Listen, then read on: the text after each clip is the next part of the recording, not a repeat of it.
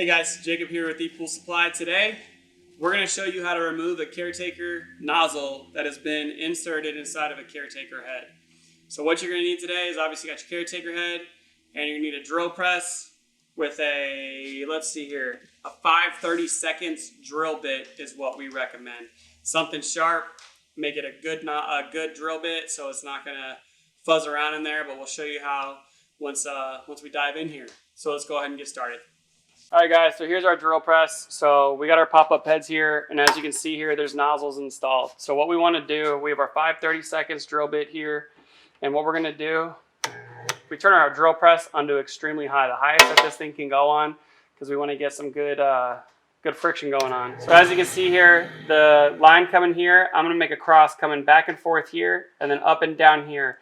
And be very careful to not touch the pop-up head itself with the drill bit. So let's go ahead.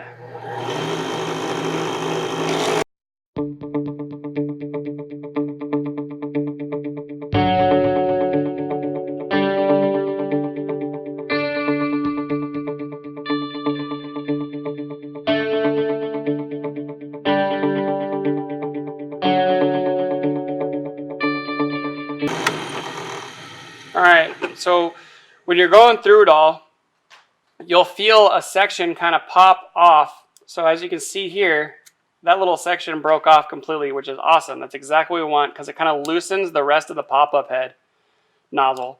So then I kind of get a little knife in there and kind of work with it a little bit, and just kind of, you keep playing with it until you can get those little pieces out without ruining the head, obviously. So you want to be very, very careful.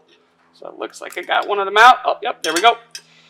And then the pop-up head just kind of falls right out. So that right there is how we remove a Caretaker pop-up head nozzle. And now we're ready to install the correct nozzle that we're trying to reinstall in there.